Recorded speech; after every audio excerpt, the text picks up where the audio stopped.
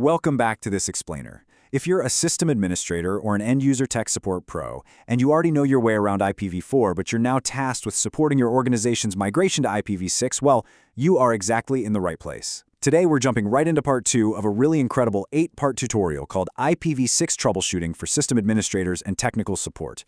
This is brought to us by Virtualization Options LLC, which is a technology research, education, and advisory group based out of Colorado.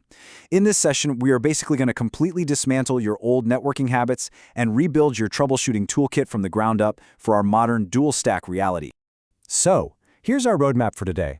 We're going to start off by breaking that IPv4 muscle memory, then look at the dual-stack reality, uncover discovery and connectivity failures, navigate what's known as the PMTUD black hole, explore transitions and VPNs, and finally, lay down the absolute golden rules of IPv6 troubleshooting. Let's get to it. Section 1. Breaking IPv4 muscle memory. It's time to break those old habits. Before we can actually fix anything on the network, we have to acknowledge a pretty tough truth. Your hard-earned IPv4 instincts are actively going to lead you astray here. Let's look at the most jarring difference first. You know how an IPv4 interface almost always has just a single identity, right?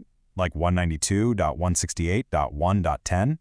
Well, an IPv6 interface handles multiple addresses simultaneously by design. You'll have a link local address sitting right alongside your global unicast addresses, all at the very same time. Just look at how link local, global unicast, and temporary privacy addresses all perfectly coexist on the exact same interface. It's absolutely crucial that you don't look at this and try to troubleshoot it as an error. Unless specific addresses are actually missing or flagged, having 3 or 4 IPv6 addresses on a single adapter is literally the intended correct behavior. And here's another massive shift. Broadcast traffic is entirely dead in IPv6. It's gone.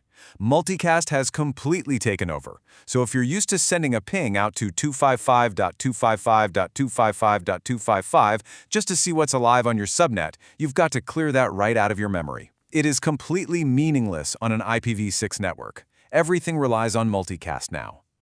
Moving on to Section 2, the dual-stack reality, and how IPv4 and IPv6 coexist.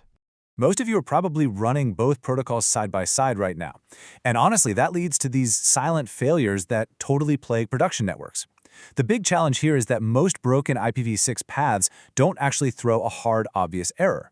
Instead, this clever mechanism called happy eyeballs steps in.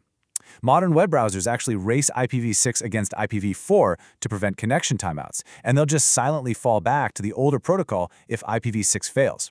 So the really crucial thing to remember is this number right here, 250 milliseconds. That fallback process isn't instant. The browser waits 250 milliseconds before triggering the IPv4 connection. That means every single broken IPv6 connection incurs a hidden latency penalty. To your end users, this doesn't look like a network outage at all. It just looks like inexplicably slow network performance or random intermittent page load delays. All right, Section 3, Discovery and Connectivity Failures on your local segments. Now that we know what a failure actually looks and feels like, let's explore how devices find each other in the first place. Before an interface can even use an IPv6 address, it has to prove that nobody else on the network has it. First, the host sends out a multicast solicitation. If another host responds, boom, a conflict is found. The interface gets slapped with this "dad failed" state, and absolutely no global connectivity is established. We see this all the time with cloned virtual machines that accidentally share identical MAC addresses. You can easily verify if this is happening by running the ip6add show command. Let's also look at how hosts find their way out of the network. In the old IPv4 days, DHCP just handed you a gateway. But in IPv6, hosts rely on periodic router advertisements, or RAs, to get their default route. If a host suddenly and silently loses its default route, it's almost always because those RAs were blocked by misconfigured port security, or maybe a router explicitly sent an RA with a lifetime of 0. A lifetime of 0 is basically a signal actively telling clients, hey, stop using this router as a gateway. Section 4. The PMTUD black hole, and why your large transfers are hanging. Okay, this next failure domain causes some of the most confusing, hair-pulling tickets you will ever receive as an admin. We've all seen this, right? You run a simple ping and it goes right through perfectly, but the second you initiate an SSH session or try to start a large file copy, the connection just stalls completely right after the initial handshake. So why does this happen? The emphatic answer, almost without fail, is that you've hit a path MTU discovery, or PMTUD, black hole. You see, small packets fit perfectly within all the link MTUs along the path.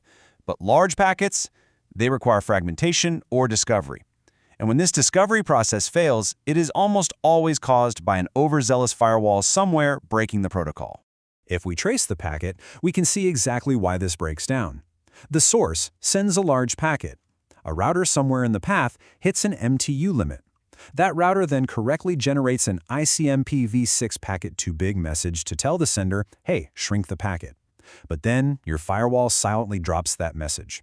The sender never gets the memo, keeps waiting, and the connection just hangs. You can easily confirm this by sending a 100-byte ping, which will succeed, followed by a 1400-byte ping, which will absolutely fail. Section 5. Transition Mechanisms and VPNs. Navigating the messy middle.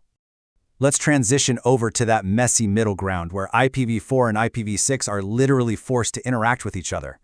To allow an IPv6-only client to reach an IPv4-only server, we rely on NAT64 and DNS64. DNS64 synthesizes the R record, and NAT64 handles the actual packet translation. But here's the catch you need to watch out for. If a developer hardcodes an IPv4 literal address directly into their code, it completely bypasses DNS64. The application is just going to break immediately because it has no synthesized IPv6 address to route through the gateway. And if you happen to be troubleshooting a corporate VPN, you really need to watch out for legacy clients.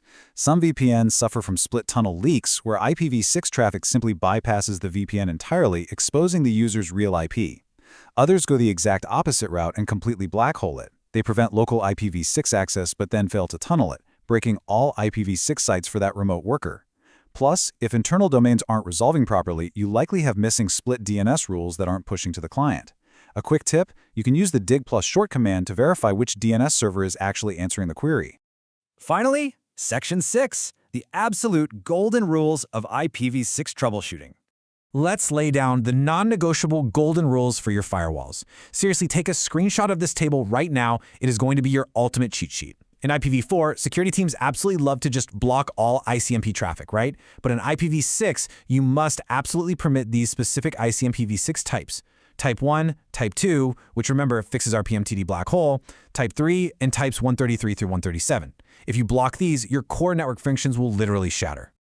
Alongside fixing your firewall rules, remember to always test your network stacks independently. Because of that happy eyeballs mechanism we talked about earlier, you have to use tools like curl-6 and curl-4 to isolate the failing protocol. Otherwise, you are just flying blind. Also, make sure to document your prefix delegations really closely. Unannounced ISP prefix changes will silently break all of your static configurations.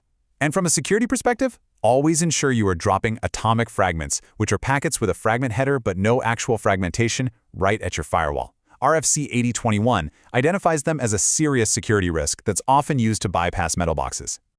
Once you finally stop fighting the protocol and just embrace these new baselines, like allowing mandatory ICMP, understanding how multicast works, and testing your stacks independently, IPv6 troubleshooting actually becomes incredibly logical.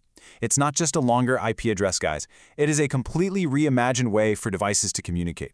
So the question is, are you ready to update your muscle memory and stop treating IPv6 like it's just an IPv4 upgrade?